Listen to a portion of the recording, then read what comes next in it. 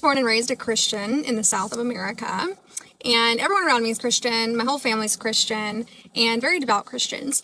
And I decided to revert to Islam about a year ago after studying Islam for roughly 2 years. प्यारे दर्शकों, हम English, Russian, French और Spanish ज़बानों में बयान की गई मुख्तलिफ रिबर्ट स्टोरीज को हिंदी उर्दू डबिंग के साथ आपके लिए अपलोड करते हैं। इस काम के लिए हमें यूट्यूब की कॉपीराइट पॉलिसी का भी ख्याल रखना होता है।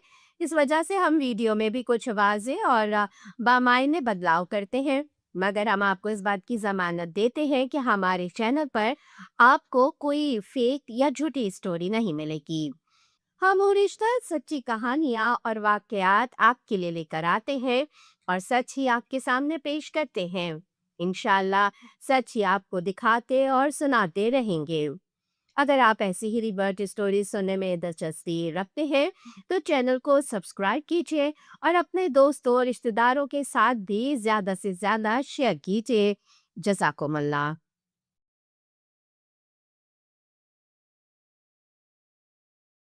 मैं अमेरिका के जनूबी हिस्से में एक ईसाई घराने में पैदा हुई और वहीं पली बड़ी।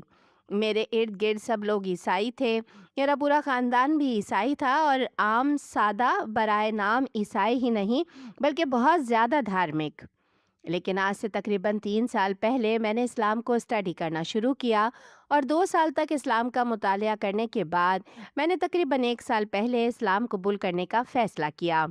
और आज मैं आपको बताऊंगी कि ये सब क्यों और कैसे हुआ, और साथ ही इस्लाम के बारे में कुछ बड़ी गलत फहमियाँ भी वाज़े करूंगी, जिन चीज़ों के बारे में अक्सर इस्लाम मुखालिफ लोग प्रोपेगेंडा करते रहते हैं। तो चलिए आगाज़ करते हैं। मैं कोशिश करूंगी कि आज की वीडियो मुख्तसर ही हो और ज़्यादा डिटेल में जाने से गुरेज करूंगी। फिर भी अगर आप पूरी डिटेल जानना चाहते हो कि ये सफ़र कैसे तय हुआ तो कमेंट करके बताइए, मैं अगली मर्तबा ये स्टोरी पूरी तफसील से सुनाऊंगी। अपने इस छोटे से रूहानी सफ़र के दौरान मैंने अपनी बाइबल और कुरान दोनों का बहुत गहराई से मुतालिया किया, और मैं आज आपको ये बताने के लिए लाइव आई हूँ कि मुझे ये समझने में बहुत मुश्किल पेश आती है कि कोई शख्स जो वाकई अपनी बाइबल का मुतालिया करे और उसे कुरान और इस्लाम से मवाज़ करे, वो ईसाई कभी नहीं रहेगा। वो ये सब जान लेने के बाद ईसाई रह ही नहीं सकता। चलें, हम एक आसान सी बात से शुरू करते हैं। बाइबल में बहुत सारी साइंसी गलतियां हैं। मिसाल के तौर पर पैदाइश यानी जेनेसिस के चैप्टर में चांद की रोशनी का जिक्र है। इसमें लिखा है कि खुदा ने 2 बड़ी रोशनियां बनाई, एक दिन पर हुक्मरानी के लिए यानी कि सूरज की रोशनी, और दूसरी रात पर हुकूमत करने के लिए यानी चांद की रोशनी, जिससे ये लगता है कि चांद की अपनी अलग से कोई रोशनी है, जबकि हकीकत में देखा जाए तो ऐसा नहीं है। चांद की अपनी कोई रोशनी नहीं है, बल्कि वो तो सूरज की रोशनी की मदद से ही रोशन है। जबकि कुरान में इसके बरक्स बताया गया है कि सूरज चराग की मानिंद है और चांद उसकी रोशनी को मुनक्किस करता है। फिर दूसरी बात यह कि आप तख्लीक का टाइमलाइन देखें। कुरान में है कि खुदा ने 7 दिनों में ज़मीन, आसमान और सब कुछ बनाया। साइंस ने साबित किया है कि पूरी कायनात और दुनिया का 6 दिन में बनना नामुमकिन है। अगरचे आप ये भी कह सकते हैं कि अल्लाह हर चीज़ पर कादिर है, बिल्कुल अल्हम्दुलिल्लाह ऐसा ही है। लेकिन कुरान में कहे गए इन 6 दिनों से मुराद दुनिया की ये 6 दिन नहीं कि जिनमें हर दिन सिर्फ 24 घंटे पर मुश्तमिल है। उलमाए कराम बताते हैं कि ज़मीन से बाहर निज़ाम शमसी से परे कहकशाओं में कहीं दिन 500 साल और कहीं कहीं 1000 साल से भी ज़्यादा बड़ा है।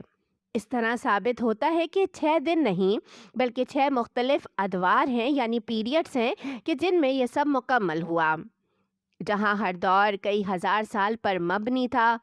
और याद रखें, कुरान तमाम इब्राहीमी मज़ाहिब की आखिरी वही है, यानी पहले यहूदियत, फिर ईसाइयत और आखिर में इस्लाम। हज़रत मूसा, हज़रत ईसा और हज़रत मोहम्मद सल्लल्लाहु अलैहि वसल्लम सब पर सलाम हो।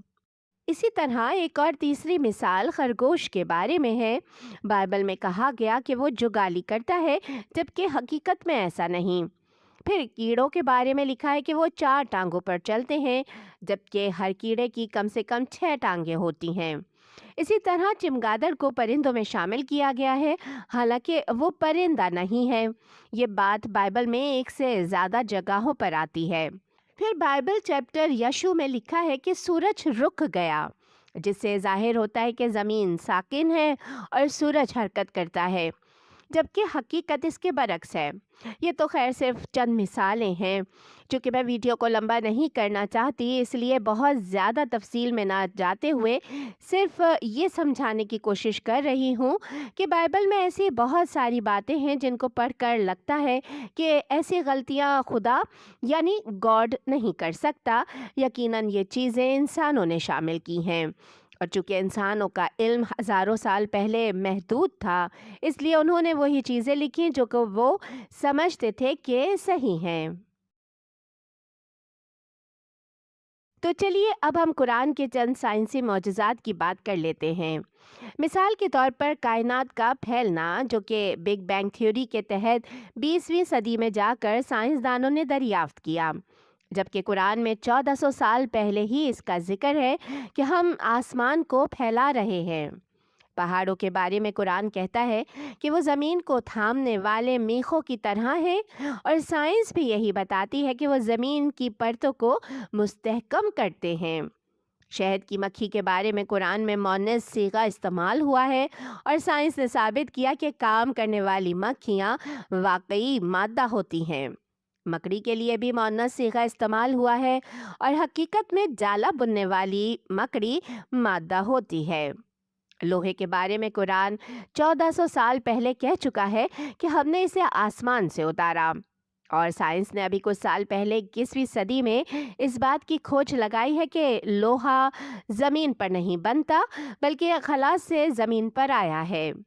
دلچسپ بات یہ ہے کہ قرآن کا 57واں باب لوہے کے بارے میں ہے، اور لوہے کا ایک مستحکم آئسوٹوپ بھی 57 ہے، اور یہ سب ایک ایسے نبی صلی اللہ علیہ وآلہ وسلم نے بتایا جو پڑھنا لکھنا نہیں جانتے تھے، جو نہ کسی استاد کے پاس تعلیم لینے گئے، جنہوں نے کسی اسکول کسی یونیورسٹی میں کوئی تعلیم حاصل نہیں کی۔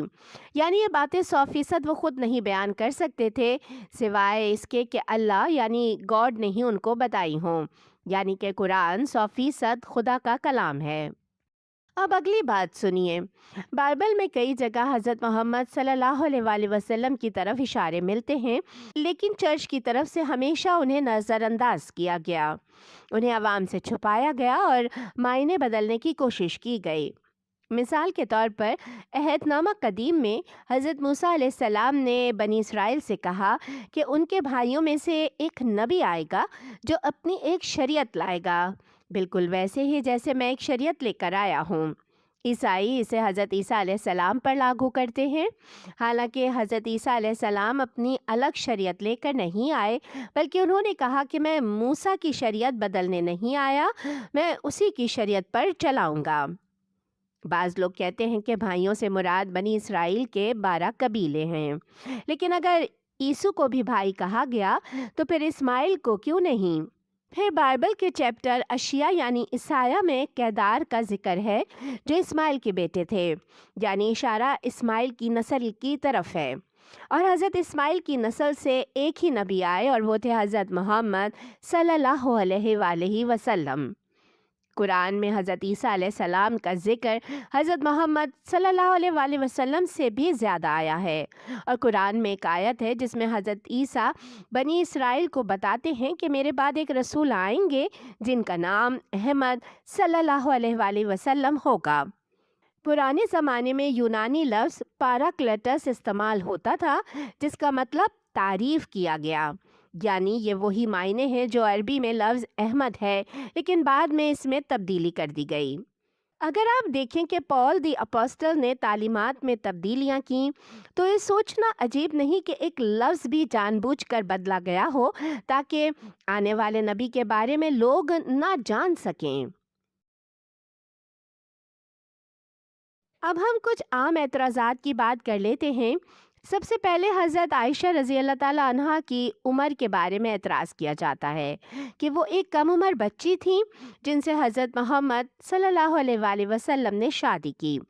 مسلم علماء نے مختلف تاریخی واقعات کی بنیاد پر یہ نتیجہ نکالا ہے کہ ان کی عمر 6 سال نہیں تھی، اور ویسے بھی اس زمانے میں شادی کی عمر بلوغت کے ساتھ منسلک تھی، یعنی جب کسی لڑکی کو مینسز آنا شروع ہو جائے تو اسے بالغ تصور کیا جاتا تھا۔ اسلام میں آج بھی بالغ کے لیے یہی شرط ہے، جبکہ عرب جیسے گرم دیش میں 9 سے 12 سال کے درمیان ہو سکتی تھی، اور یہ صرف عرب میں نہیں بلکہ دنیا بھر میں عام تھا۔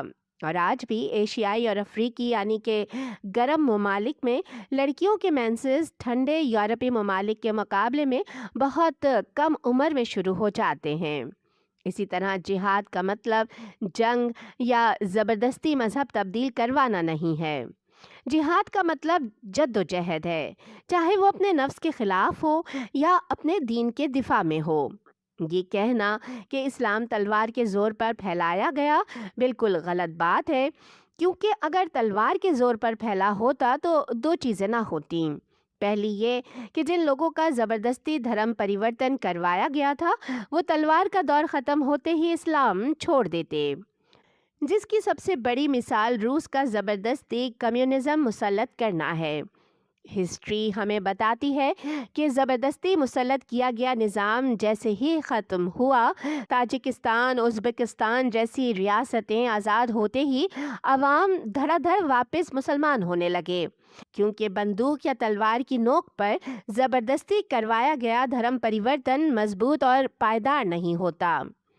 دوسری بات یہ کہ آج جب کہ تلوار کا دور نہیں ہے تو آج بھی اسلام دنیا بھر میں سب سے زیادہ تیزی سے پھیل رہا ہے، خاص طور پر یورپ اور امریکہ میں۔ اسلام پر ایک اور الزام ہے کہ یہ عورتوں کو دباتا ہے، لیکن حقیقت یہ ہے کہ اسلام نے عورتوں کو جائیداد رکھنے کا حق یورپ اور امریکہ جیسے ترقی یافتہ کہلوانے والے معاشروں سے 1000 سال پہلے دیا۔ دنیا کی پہلی یونیورسٹی بھی ایک مسلمان خاتون نے قائم کی۔ حضرت عائشہ خود ایک بہت بڑی عالمہ تھیں اور انہوں نے سینکڑوں احادیث روایت کی جو کہ آج بھی اسلام میں بہت بڑی ڈگری مانی جاتی ہیں۔ جہاں تک ایک سے زیادہ شادیوں کی بات ہے، دنیا میں عورتوں کی تعداد مردوں سے زیادہ ہے۔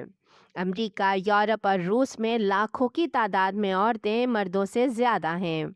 صرف چند ممالک جیسے کہ بھارت اور چین میں ایسا نہیں، اور وہاں اس کی وجہ بچیوں کا قتل یا اسقاط حمل ہے، جس کی قرآن نے سخت مذمت کی ہے۔ بھارت میں ہر سال لاکھوں بچیوں کو صرف اس لیے ختم کر دیا جاتا ہے کیونکہ وہ لڑکیاں ہوتی ہیں، اور کچھ علاقوں میں تو پیدا ہونے کے بعد بھی بچیوں کو مار دیا جاتا ہے۔ اور آخر میں ویڈیو ختم کرنے سے پہلے ایک آخری بات کہنا چاہوں گی کہ لوگ اسلام سے ڈرتے ہیں کہ مسلمان دنیا پر قبضہ کر لیں گے، جبکہ امریکہ میں مسلمان صرف تقریباً 1% ہیں اور ان کا عقیدہ عیسائیت کے بہت قریب ہے۔ حقیقت یہ ہے کہ لوگ اسلام پر تنقید کرتے ہیں لیکن اصل میں انہیں اس کے بارے میں علم ہی نہیں ہوتا۔ میرے خیال میں آج کے لیے اتنا ہی کافی ہے۔ آپ کے من میں کوئی سوال ہو تو کمنٹ میں پوچھیے تاکہ اگلی مرتبہ کوشش کر کے اس کا جواب دے سکوں۔ اس کے ساتھ ہی مجھے اجازت دیجیے۔ السلام علیکم۔